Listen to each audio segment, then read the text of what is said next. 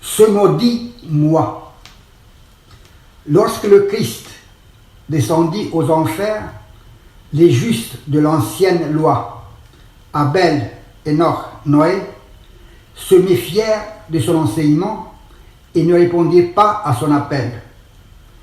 Ils le prirent pour un émissaire du tentateur dont ils redoutaient les embûches.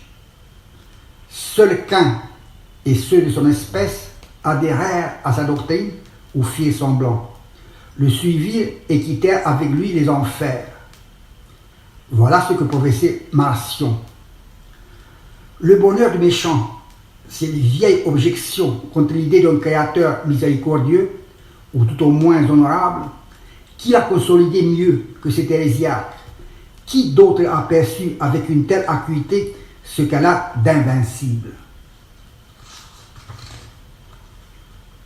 Paléontologue d'occasion, j'ai passé plusieurs mois à ruminer sur le squelette.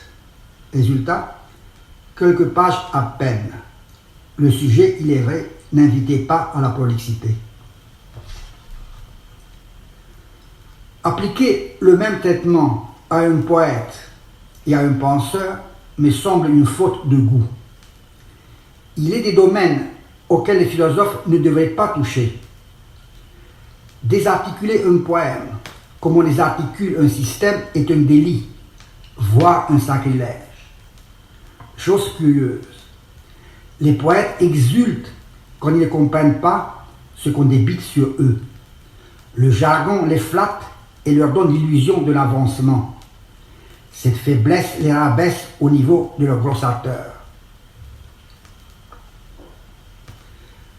Le néant pour le bouddhisme, à vrai dire pour l'Orient en général, ne comporte pas la signification quelque peu sinistre que nous lui attribuons. Il se confond avec une expérience limite de la lumière, ou, si on veut, avec un état d'éternelle absence lumineuse, de vide rayonnant.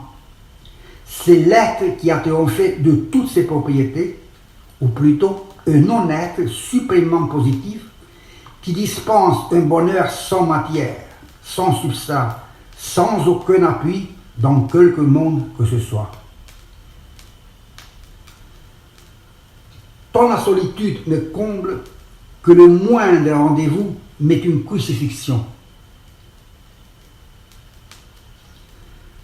La philosophie hindoue poursuit la délivrance, la grecque, à l'exception de Pyrrhon, d'Épicure et de quelques inclassables, et de se vante. Elle ne cherche que la vérité.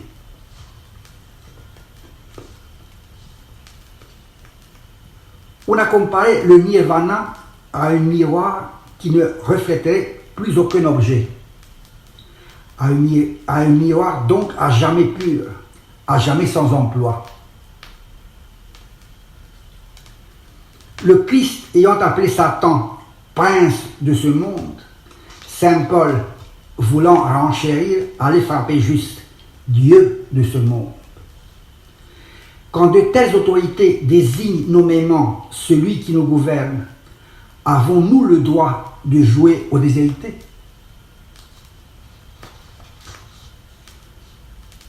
L'homme est libre, sauf en ce qu'il a de profond. À la surface, il fait ce qu'il veut. Dans ses couches plus cachées, volonté et vocable dépourvus de sens.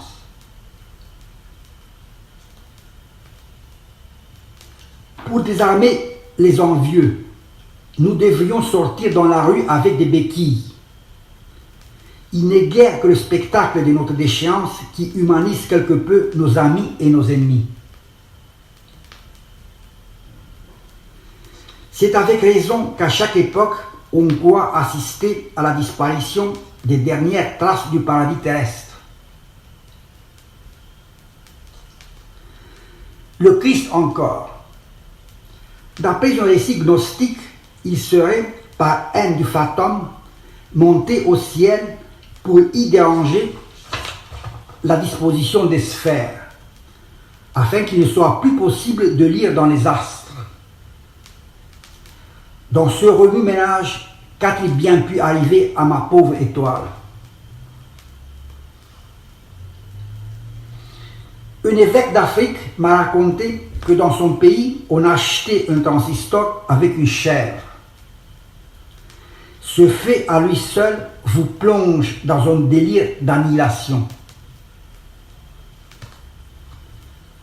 Kant a attendu l'extrême vieillesse pour apercevoir les côtés sombres de l'existence et signaler l'échec de toute théodicée rationnelle. D'autres plus chanceux s'en sont avisés avant même de commencer à philosopher.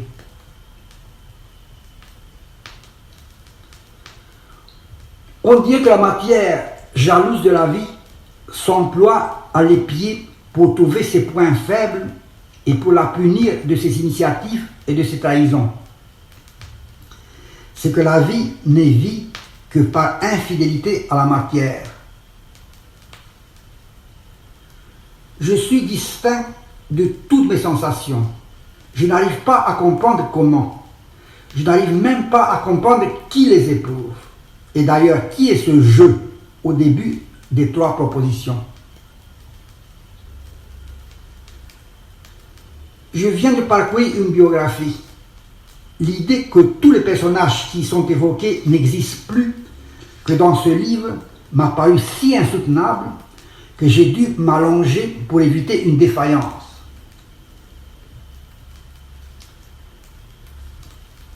De quel droit me lancez-vous à la figure mes vérités? Vous vous arrogez une liberté que je récuse. Tout ce que vous alléguez est exact, je le reconnais, mais je ne vous ai pas autorisé à être franc à mon égard. Après chaque explosion de fureur, honte accompagnée de l'invariable rengorgement. Ça du moins c'est de la vie, suivi à son tour d'une honte plus grande encore.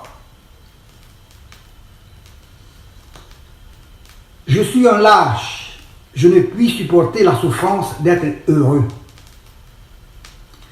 Pour pénétrer quelqu'un, pour le connaître vraiment, il me suffit de voir comment il réagit à cet aveu de Keats. S'il ne comprend pas tout de suite, inutile de continuer.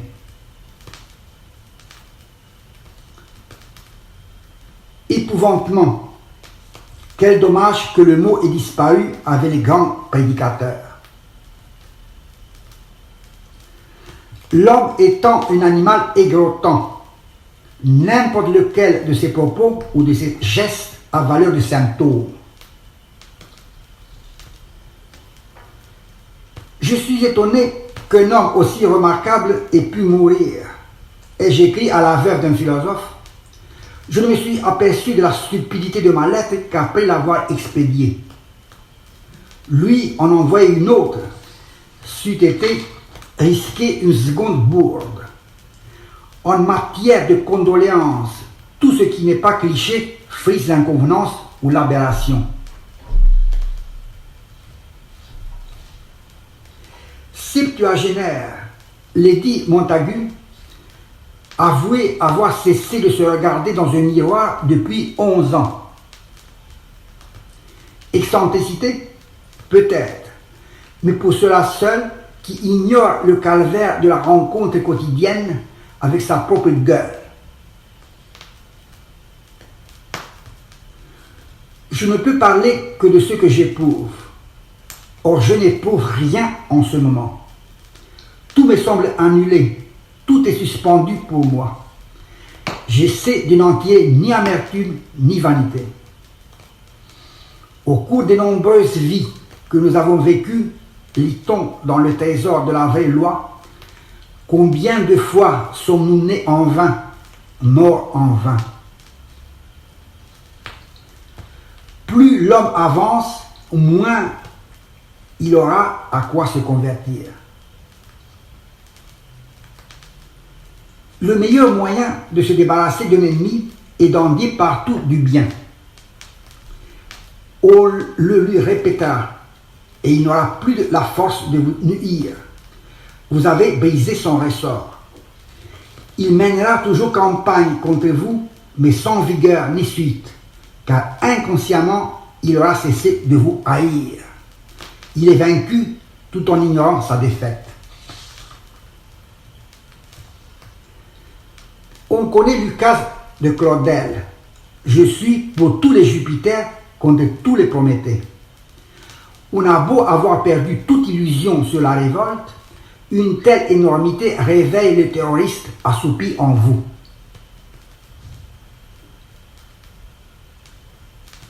On n'en veut pas à ceux qu'on a insultés. On est au contraire disposé à leur reconnaître tous les mérites imaginables. Cette générosité ne se rencontre malheureusement jamais chez l'insulté.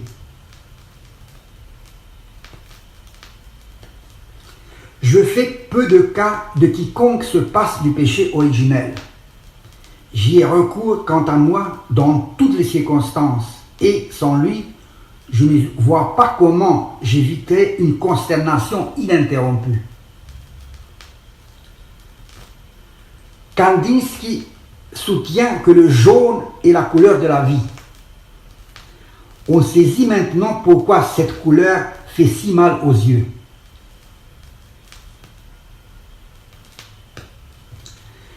Quand on doit prendre une décision capitale, la chose la plus dangereuse est de consulter autrui, vu que, à l'exception de quelques égarés, il n'est personne qui veuille sincèrement notre bien.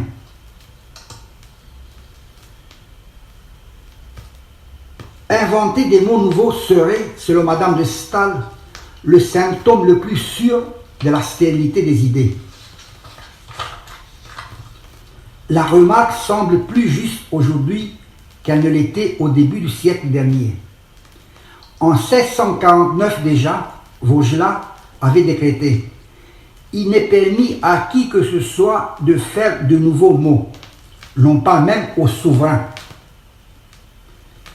Que les philosophes, plus encore que les écrivains, méditent sur cette interdiction avant même de se mettre à penser.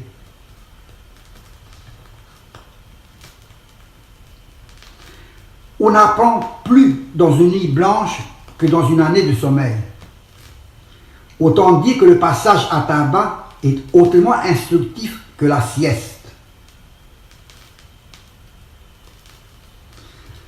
Les maux d'oreille dont souffrait Swift sont en partie à l'origine de sa misanthropie.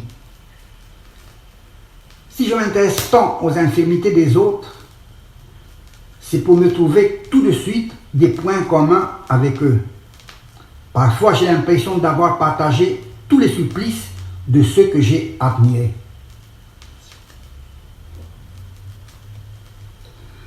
Ce matin, après avoir entendu un astronome parler de milliards de soleils, j'ai renoncé à faire ma toilette.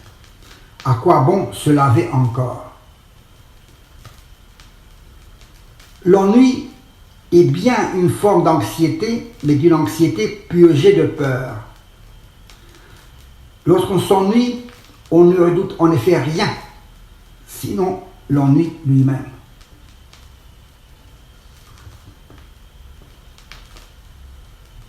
Quiconque est passé par une épreuve regarde de haut ceux qui n'ont pas eu à la subir. L'insupportable infatuation désopérée. À l'exposition Paris-Moscou, saisissement devant le portrait de Rémizov, jeune par Ilya Repin. Quand je l'ai connu, Rémizov avait 86 ans. Il habitait un appartement presque vide que convoitait pour sa fille la concierge qui intriguait pour l'en faire expulser. Sous prétexte que c'était un foyer d'infection, un nid de rats. Celui que Pasternak tenait pour le plus grand styliste russe en était arrivé là. Le contraste entre le vieillard décati, misérable, oublié de tous, et l'image du jeune homme brillant que j'avais sous les yeux m'enleva toute envie de visiter le reste de l'exposition. Les anciens se méfiaient de la réussite non seulement parce qu'ils craignaient la jalousie des dieux, mais encore le danger de déséquilibre intérieur lié à tout succès comme tel. Avoir compris ce péril, quelle supériorité sur nous. Il est impossible de passer des nuits blanches et d'exercer un métier. Si, dans ma jeunesse, mes parents n'avaient pas financé mes insomnies, je me serais sûrement tué. Sainte-Beuve écrivait en 1849 que la jeunesse se détournait du mal romantique pour rêver, à l'exemple des Saint-Simoniens, du triomphe illimité de l'industrie. Ce rêve pleinement réalisé jette le discrédit sur toutes nos entreprises et sur l'idée même d'espoir. Ces enfants dont je n'ai pas voulu, s'ils savaient le bonheur qu'ils me doivent. Pendant que mon dentiste défonçait mes mâchoires, je me disais que le temps était l'unique sujet sur lequel méditer, que c'était à cause de lui que je me trouvais sur cette chaise fatale et que tout craquait, y compris ce qui m'est resté dedans. Si je me suis toujours méfié de Freud, c'est mon père qui en porte la responsabilité. Il racontait ses rêves à ma mère et me gâchait ainsi toutes mes matinées. Le goût du mal étant inné, on n'a nul besoin de peiner pour l'acquérir. L'enfant exerce d'emblée ses mauvais instincts avec quelle adresse, quelle compétence et quelle furie. Une pédagogie digne de ce nom devait prévoir des stages limités en camisole de force. Il faudrait peut-être, par-delà l'enfance, étendre cette mesure à tous les âges, pour le plus grand bénéfice de tous.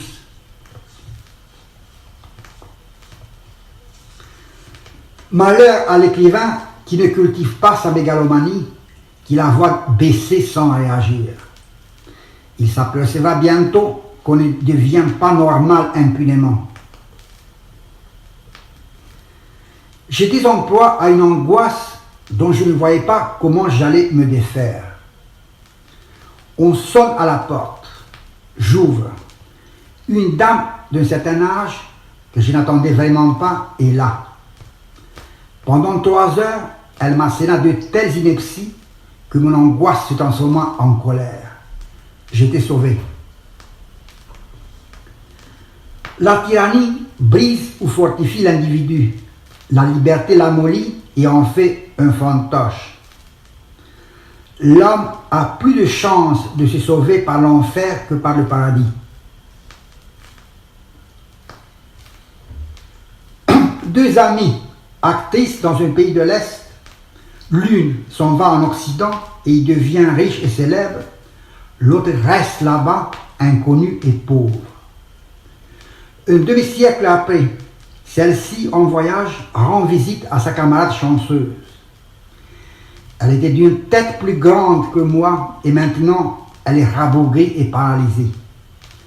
Suivent d'autres détails, puis elle me dit en guise de conclusion: « Je n'ai pas peur de la mort, j'ai peur de la mort dans la vie. » Rien de tel pour camoufler une revanche tardive que le recours à la réflexion philosophique. Bribes, pensées fugitives, dites-vous. Peut-on les appeler fugitives lorsqu'il s'agit d'obsession, donc de pensées dont le propre est justement de ne pas fuir?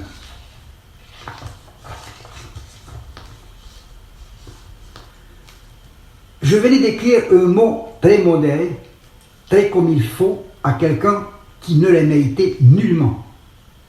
Avant de l'envoyer, j'y ai ajouté quelques allusions empreintes d'un vague fiel. Enfin, au moment même où je mettais la lettre à la poste, je sentis la rage me saisir et, avec elle, un mépris pour mon mouvement noble, pour mon regrettable accès de distinction. Cimetière de Picpus. Un jeune homme et une dame défraîchis. Le gardien explique que le cimetière est réservé aux descendants des guillotinés. La dame intervient. Nous en sommes. De quel air? Après tout, il se peut qu'elle ait dit vrai. Mais ce ton provoquant m'a poussé aussitôt du côté du bourreau.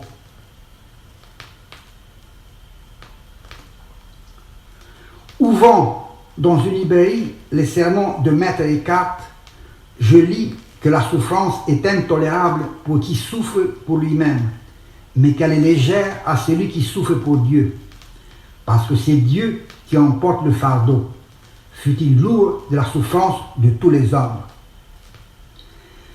Ce n'est pas par hasard que je suis tombé sur ce passage, car il s'applique si bien à celui qui ne pourra jamais se décharger sur personne de tout ce qui pèse sur lui.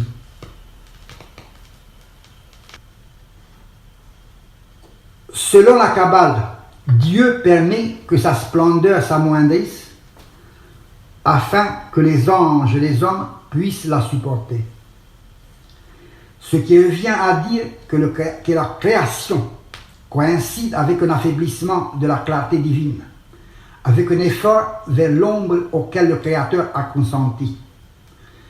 L'hypothèse de l'obscurcissement volontaire de Dieu a le mérite de nous ouvrir à nos propres ténèbres, responsables de notre irréceptivité à une certaine lumière. L'idéal serait de pouvoir se répéter comme Bach.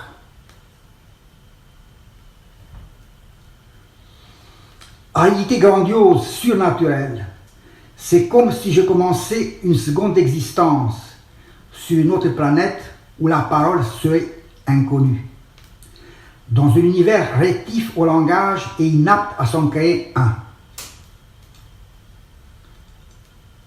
On n'habite pas un pays, on habite une langue.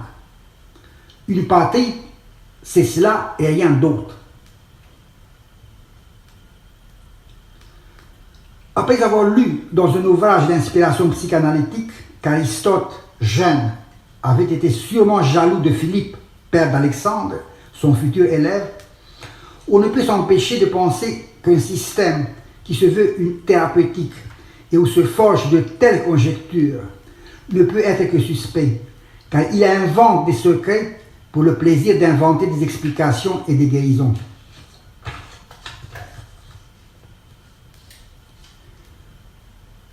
Il y a du charlatan dans quiconque triomphe en quelque domaine que ce soit.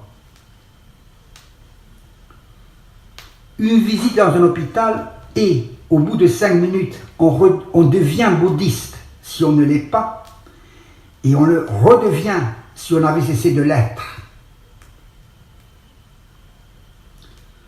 Parménide, je n'aperçois nulle part l'être qui l'exalte, et me vois mal dans sa sphère qui ne comporte aucune cassure, aucun lieu pour moi. Dans ce compartiment, mon vis-à-vis, une femme d'une laideur indécente, ronflait la bouche ouverte, une agonisante immonde. Que faire? Comment supporter pareil spectacle? Staline me vint en aide. Dans sa jeunesse, tandis qu'il passait entre deux rangées de sbires qui le fouettaient, il s'absorba entièrement dans la lecture d'un livre, de sorte que son attention se détourna des coups dont on le gratifiait. Fort de cet exemple, je me plongeais moi aussi dans un livre et je m'arrêtais à chaque mot avec une application extrême, jusqu'au moment où le monstre cessa d'agoniser. Je disais l'autre jour à une amie que, tout en ne croyant plus à l'écriture, je ne voulais pas y renoncer, que travailler était une illusion défendable et qu'après avoir gribouillé une page ou seulement une phrase, j'avais toujours envie de siffler. Les religions, comme les idéologies qui en ont hérité les vices, se réduisent à des croisades contre l'humour.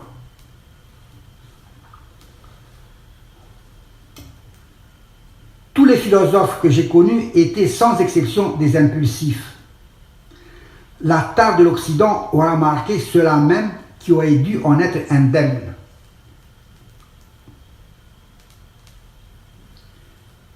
Être comme Dieu et non comme les dieux, tel est le but des vrais mystiques qui visent trop haut pour qu'on descende au polythéisme.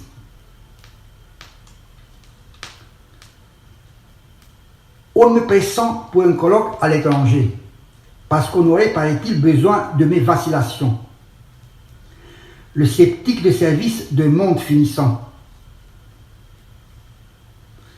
En quoi je réside, je ne le saurai jamais. Il est vrai qu'on ne sait pas davantage en quoi réside Dieu. Car à quoi rime l'expression résider en soi pour nous qui manquons de fondement et en nous et hors de nous. J'abuse du mot Dieu. Je l'emploie souvent, trop souvent. Je le fais chaque fois que je touche à une extrémité et qu'il me faut un vocable pour désigner ce qui vient après. Je préfère Dieu à l'inconcevable.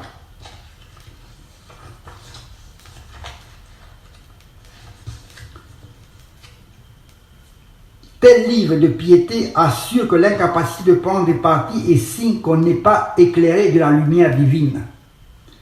En d'autres termes, l'irrésolution, cette objectivité totale, serait chemin de perdition. Je décèle immanquablement une faille chez tous ceux qui s'intéressent aux mêmes choses que moi. J'ai lu tel livre sur la vieillesse uniquement parce que la photo de l'auteur m'y invitait. Ce mélange de rictus et d'imploration et cette expression de stupeur grimaçante, quelle réclame, quelle garantie. Ce monde n'a pas été créé suivant le vœu de la vie, est-il dit dans le Jinza, texte gnostique d'une secte mendienne de Mésopotamie. S'en souvenir toutes les fois qu'on ne dispose pas d'un argument meilleur pour neutraliser une déception. Après tant d'années, après toute une vie, je la revois. Pourquoi pleures-tu ? Lui ai-je demandé d'emblée. Je ne pleure pas, me répondit-elle. Elle ne pleurait pas en effet, elle me souriait. Mais l'âge ayant déformé ses traits, la joie ne trouvait plus accès à son visage. On aurait aussi bien pu lire « Quiconque ne meurt pas jeune s'en repentira tôt ou tard ». Celui qui se survit rate sa biographie. En fin de compte, ne peuvent être tenus pour accomplis que les destins brisés. Nous ne devrions déranger nos amis que pour notre enterrement. Et encore. L'ennui, ce mal réputé frivole, qui cependant nous fait entrevoir le gouffre dont émane le besoin de prier. Dieu n'a rien créé qui lui soit plus odieux que ce monde, et du jour où il l'a créé, il ne l'a plus regardé tant qu'il le hait. Le mystique musulman qui a écrit cela, je ne sais qui il était. J'ignorais toujours le nom de cet ami. Indéniable atout des agonisants. Pouvoir proférer des banalités sans se compromettre. Retiré à la campagne après la mort de sa fille Tullia, Cicéron, submergé par le chagrin, s'adressait à lui-même des lettres de consolation. Quel dommage qu'on ne les ait pas retrouvées, et plus encore que cette thérapeutique ne soit pas devenue courante. Il est vrai que si elle avait été adoptée, les religions auraient fait faillite depuis longtemps. Un patrimoine bien à nous, les heures où nous n'avons rien fait. Ce sont elles qui nous forment, qui nous individualisent, qui nous rendent dissemblables. Un psychanalyste danois qui souffrait de migraines tenaces et qui avait subi son résultat un traitement chez un confrère, vint chez Freud qui le guérit en quelques mois. C'est ce dernier qui l'affirme et on le croit sans peine. Un disciple, si mal en point soit-il, ne peut pas ne pas se porter mieux au contact quotidien de son maître. Quelle cure meilleure que de voir celui qu'on estime le plus au monde prendre intérêt si longtemps à vos misères. Il est peu d'infirmités qui ne consentaient pas à s'incliner devant une telle sollicitude. Rappelons-nous que le maître avait tout d'un fondateur de secte déguisé en homme de science. S'il a obtenu des guérisons, c'est moins à cause de sa méthode que de sa foi. La vieillesse est la chose la plus inattendue de toutes celles qui arrivent à l'homme. Note Trotsky quelques années avant sa fin. Si jeune, il avait eu l'intuition exacte, viscérale de cette vérité, quel piètre révolutionnaire il aurait fait. Les hauts faits ne sont possibles qu'aux époques où l'auto-ironie ne sévit pas encore.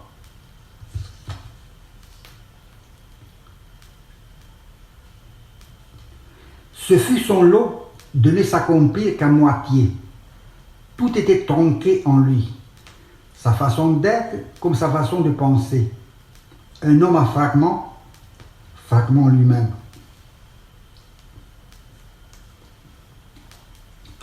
Le rêve, en abolissant le temps, abolit la mort. Les défunts en profitent pour nous importuner. La nuit dernière, voilà mon père. Il était tel que j'ai toujours connu et cependant j'eus un instant d'hésitation. Et si ce n'était pas lui? Nous nous embrassâmes à la roumaine, mais comme toujours avec lui, sans effusion, sans chaleur, sans les démonstrations d'usage chez un peuple expansif. C'est à cause de ce baiser sobre et glacial que je sus que c'était bien lui.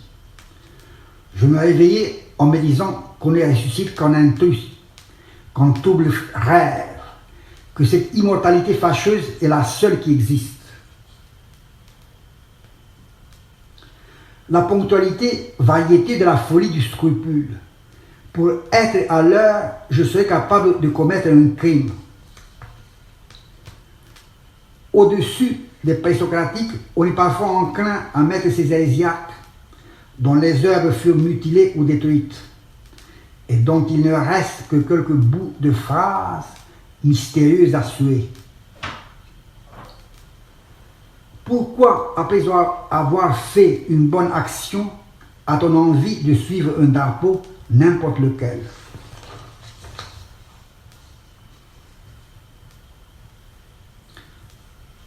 Nos mouvements généreux comportent quelques dangers. Ils nous font perdre la tête. À moins qu'on ne soit généreux pour avoir justement perdu la tête. La générosité étant une forme partante d'ébriété. Chaque fois que le futur me semble concevable, j'ai l'impression d'avoir été visité par la grâce.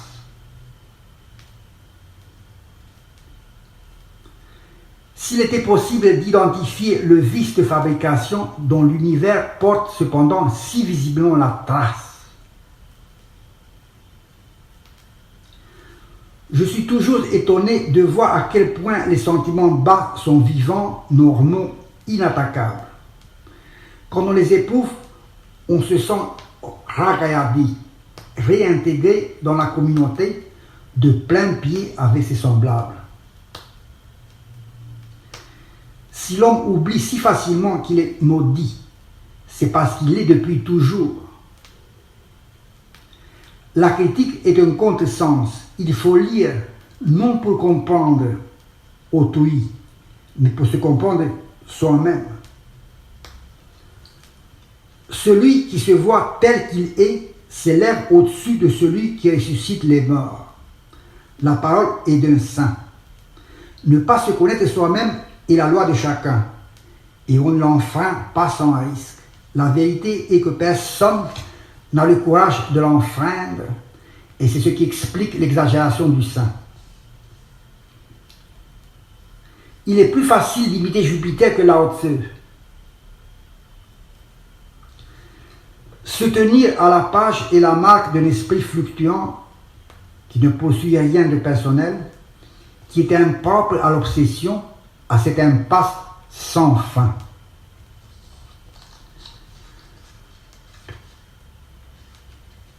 L'éminent ecclésiastique se gaussait du péché originel. Ce péché est votre gagne-pain. Sans lui, vous mourriez de faim. Car votre ministère n'aurait plus aucun sens. Si l'homme n'est pas déchu dès l'origine, pourquoi le Christ est-il venu? Pour acheter qui et quoi? À mes objections, il n'eut pour toute réponse qu'un sourire condescendant. Une religion est finie quand seuls ses adversaires s'efforcent d'en préserver l'intégrité. Les Allemands ne s'aperçoivent pas qu'il est ridicule de mettre dans le même sac un Pascal et un Heidegger. L'intervalle est de taille entre une Schicksal et un Beruf, entre une destinée et une profession. Un silence abrupt au milieu d'une conversation nous ramène soudain à l'essentiel. Il nous révèle de quel prix nous devons payer l'invention de la parole. N'avoir plus rien de commun avec les hommes que le fait d'être homme. Il faut qu'une sensation soit tombée bien bas pour qu'elle daigne se muer en idée. Croire en Dieu vous dispense de croire à quoi que ce soit d'autre, ce qui est un avantage inappréciable. J'ai toujours envié ceux qui y croyaient, bien que se croire Dieu me paraisse plus aisé que de croire en Dieu. Un mot disséqué ne signifie plus rien, n'est plus rien. Comme un corps qui, après l'autopsie, est moins qu'un cadavre. Tout désir suscite chez moi un contre-désir, de sorte que, quoi que je fasse, seul compte ce que je n'ai pas fait. Sarvam anityam, tout est transitoire, le Bouddha. Formule qu'on devrait se répéter à toute heure de la journée au risque admirable d'en crever.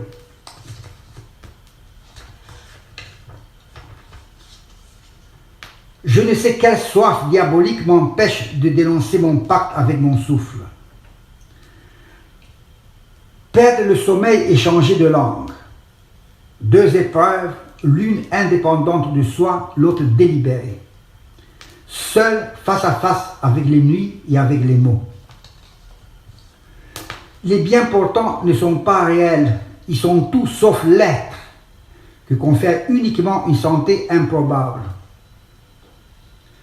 De tous les anciens, c'est peut-être Épicure qui a su le mieux mépriser la foule. Un motif le plus de le célébrer. Quelle idée d'avoir placé si haut un pitre comme Diogène. C'est le jardin en question que j'aurais dû hanter et non l'agora, ni à plus forte raison le tonneau. Pourtant Épicure lui-même m'aura déçu plus d'une fois.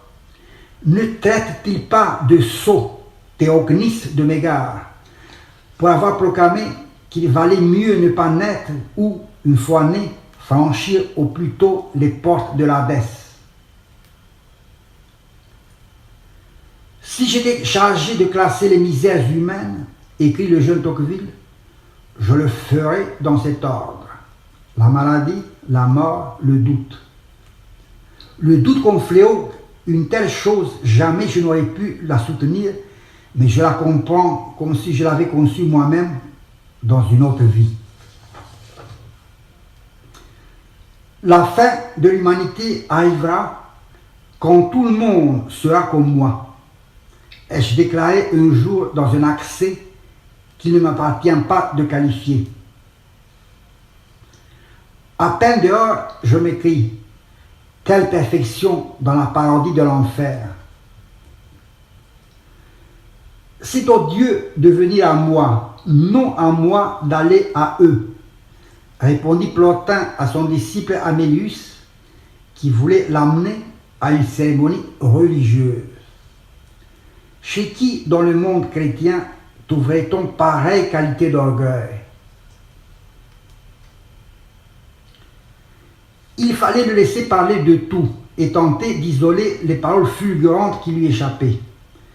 C'était une éruption verbale dépourvue de sens, avec des gesticulations de seins histrioniques et toqués. Pour se mettre à son niveau, il fallait divaguer comme lui, pour faire des sentences sublimes et incohérentes. Un tête-à-tête posthume entre spectres passionnés. À Saint-Séverin, en écoutant à l'orgue l'art de la fugue, je me disais et redisais, voilà la réfutation de tous mes anathèmes.